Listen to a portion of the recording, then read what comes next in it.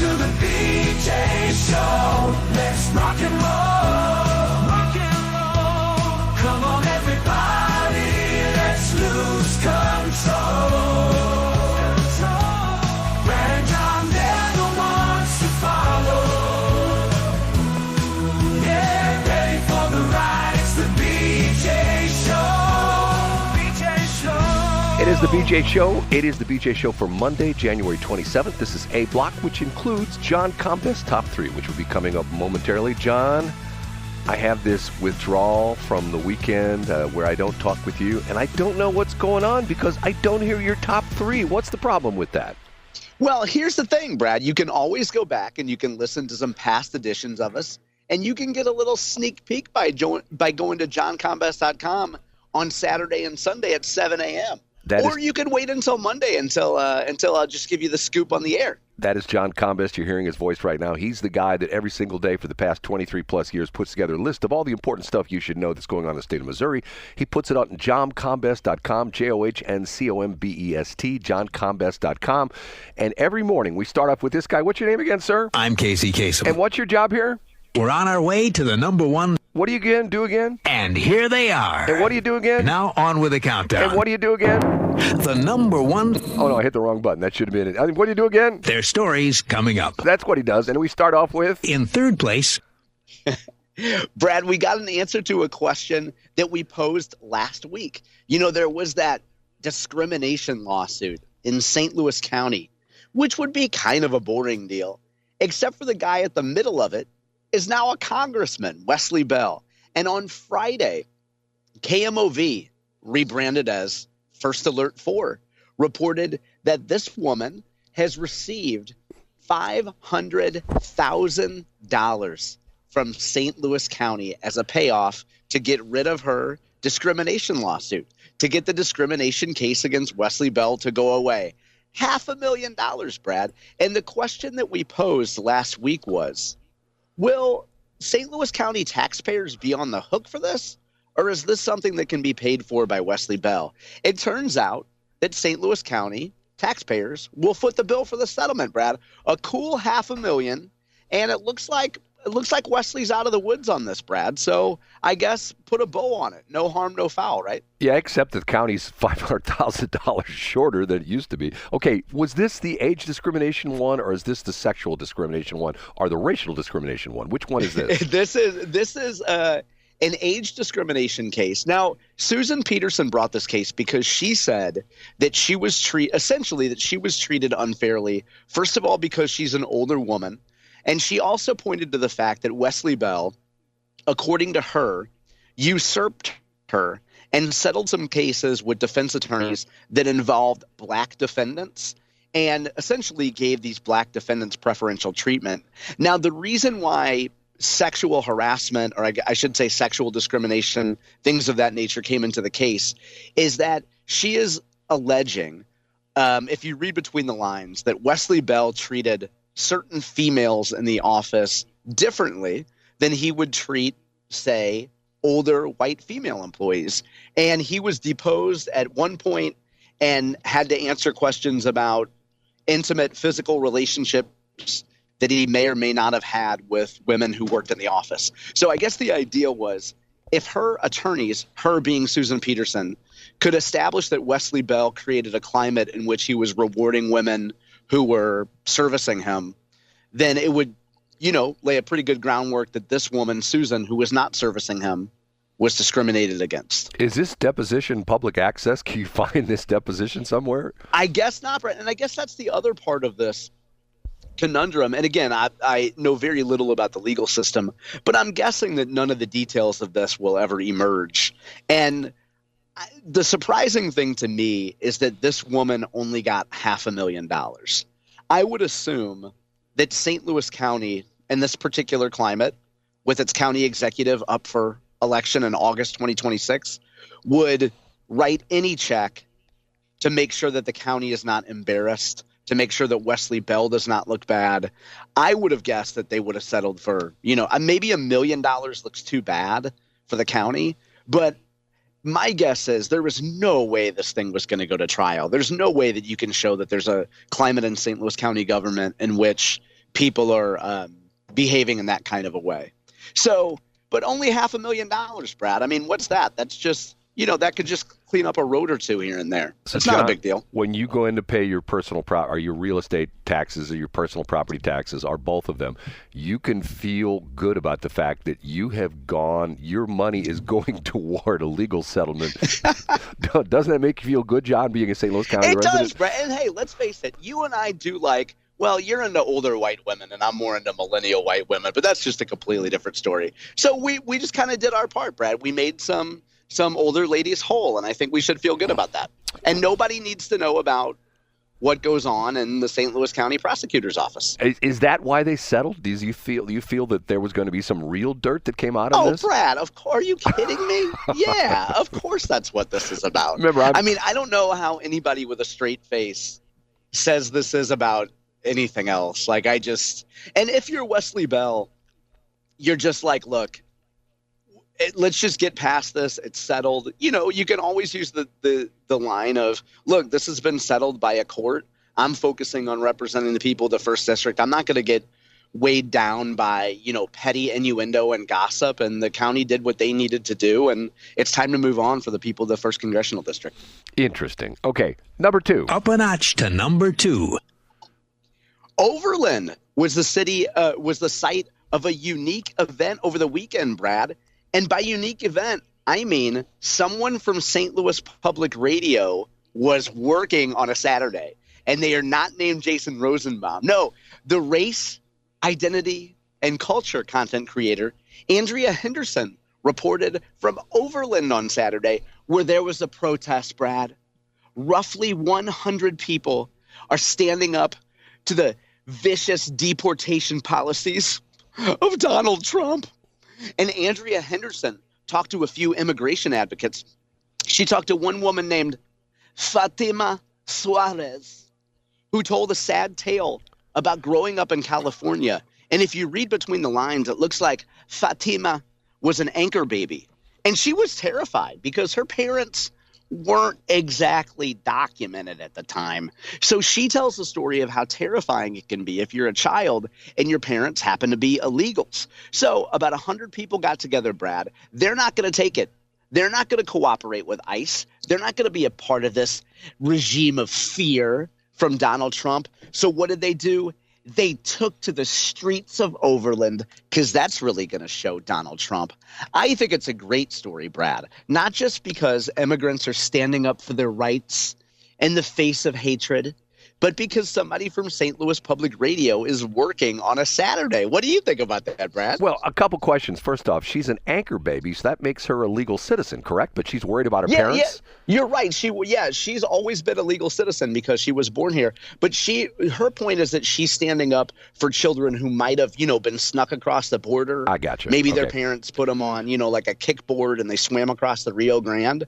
She's standing up for people that don't enjoy her citizenship status, Brad. Well, it's interesting. I mean, maybe this is a side note on what you just talked about, but the whole thing with Trump with the executive order essentially reversing that, although they claim that's not going to happen. But because if you know the history of the 14th Amendment was passed after the Civil War, essentially making the black slaves citizens, which at that point in time, if I'm not mistaken, they weren't. They were considered in the census, they were considered like 5/8 of a citizen or something. Wasn't that the deal?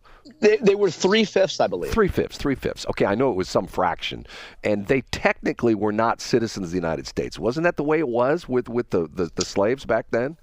You're exactly right. Yeah, and so. Yeah, and I mean, we can get into a ton of issues here, especially involving the country of Colombia. But yeah, I mean, you're going to have in the St. Louis area, you're going to have people stand up and protest about this and say that they're scared. And that's to be expected. Well, the crazy thing about this is, and I'm going to say something right now, maybe we'll talk about in B block. Mike Kehoe is dropping the ball. I know he's your guy. You like Mike Kehoe. But look at what Trump's done in his first week. And look what Mike Kehoe done his first week. Can you tell me anything that Mike Kehoe has done in his first week? He's actually been in for longer than 2 weeks, hasn't he? Or for a week now. Hasn't he been in for like a week and a half or 2 weeks or something like that? Wasn't he inaugurated about a week before Trump? You're right. It is. It has been nearly 2 weeks, Brad. But I think if you're holding him to a Donald Trump standard, then I think that you're probably going to be disappointed for 8 years.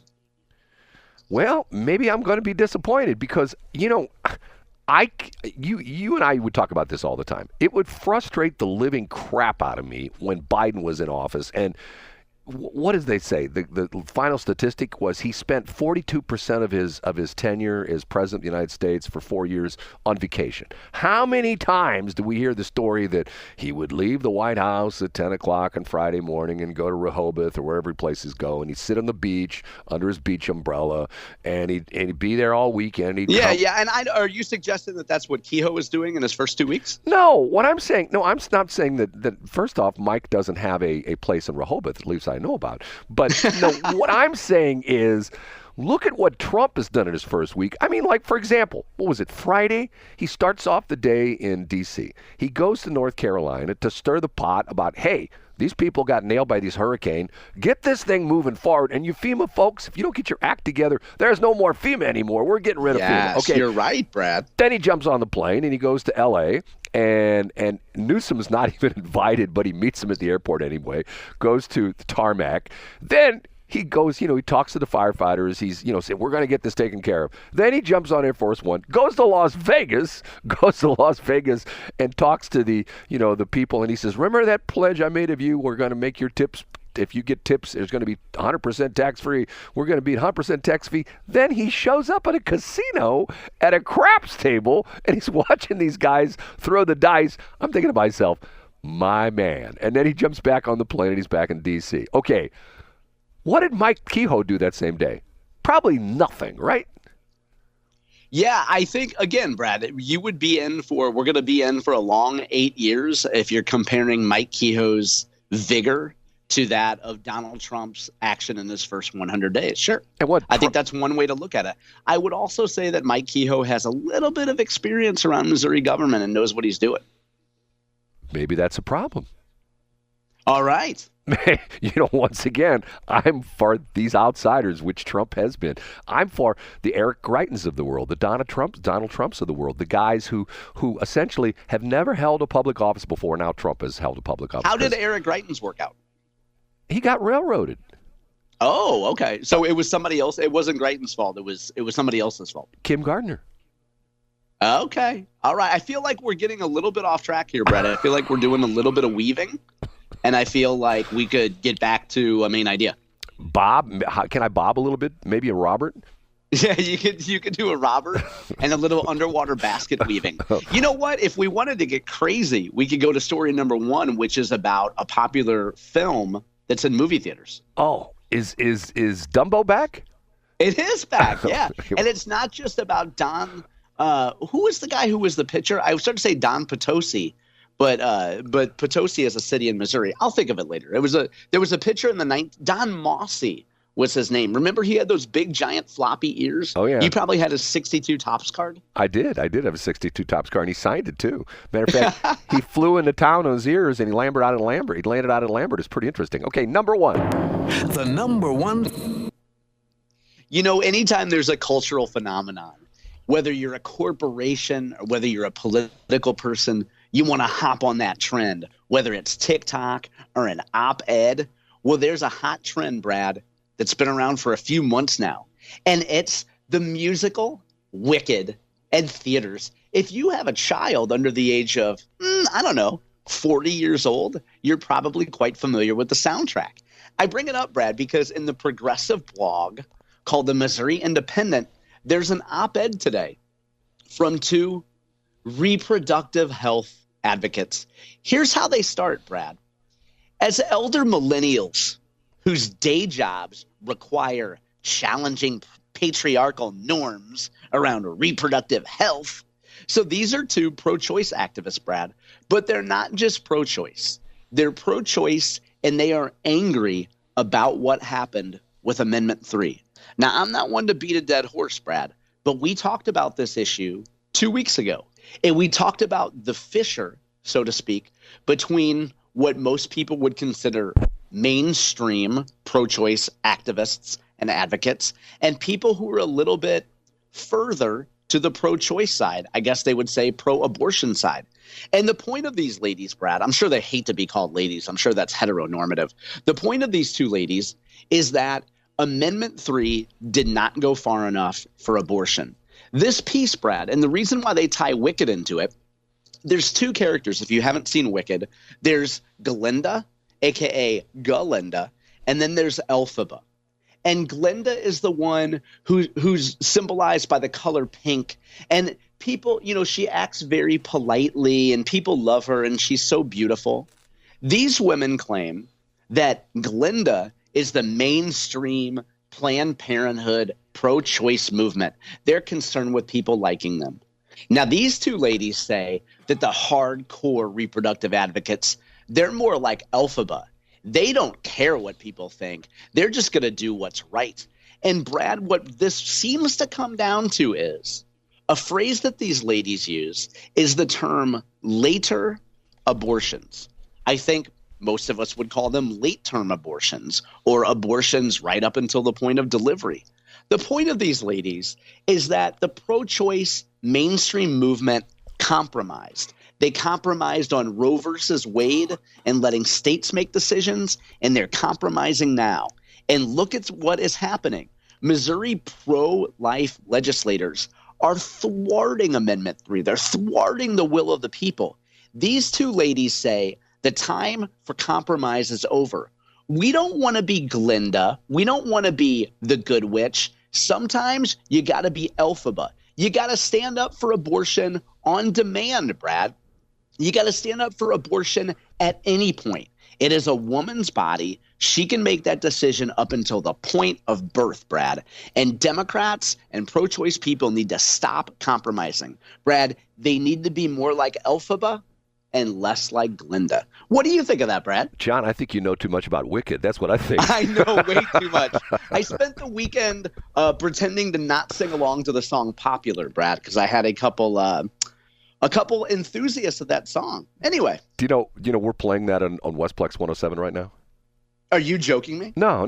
Are you playing Popular? I haven't heard it. Oh, yeah. It's all about popular. Well, now, I do a remix, and I always say it's all about making noise and avoiding boys. You don't want your daughter dating boys, Brad. Come on now. It was on the charts for a while, and quite honestly, even though I still call her the donut licker, and Shelley always gets mad at me when I do that, that lady is so incredibly talented. I mean, she is. She's fantastic. Ariana Grande. And have you ever heard her on like some of the shows where she does her impressions?